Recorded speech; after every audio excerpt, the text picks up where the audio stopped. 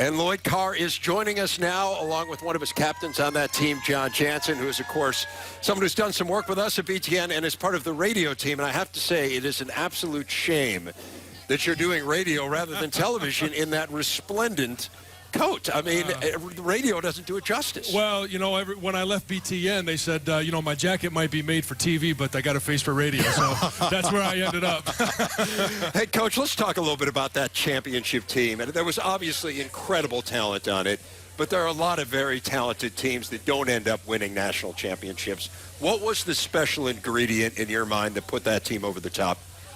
Well, I think they had a great motivation because we were coming off 4 seasons of 4 losses, and that was not the kind of environment you want to live in Ann Arbor. But they were motivated. They really were a group as a whole that really liked each other. There was a camaraderie there that I think created a morale and a belief and a confidence. And the longer we went, the better we got.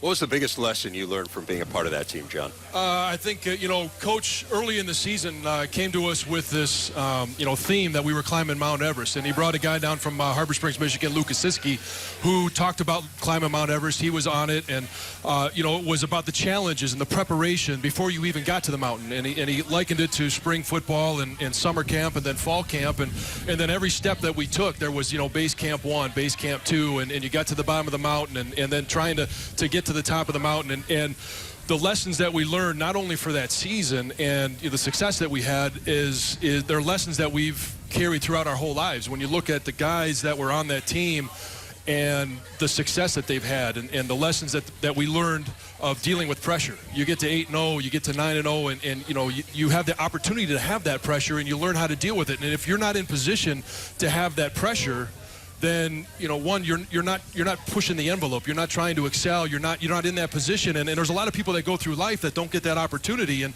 that's what Coach was telling us was, hey, you want that pressure. You want that opportunity. And we did what we could with it. Lloyd, since you've been out of coaching, what's an observation of something that's changed in the game? Well, you know, Jim Brandstatter, who does our Michigan games, a former Michigan player, about 5 years ago, he said, Coach, he said, I know it was really challenging when you coach, but in the last 5 years, it's gotten a lot bigger challenge, you know. I think the biggest change, Jerry, obviously is the concussion issues that we're faced with and the steps that have been taken to make it a safer game for the players and to educate not only the coaches but the players themselves and the people around them, the trainers and you know, the faculty, and everybody's trying to make sure that we do everything we can to make this game as safe as we can. It's been a good change. Yeah. John, let's talk about this year's team.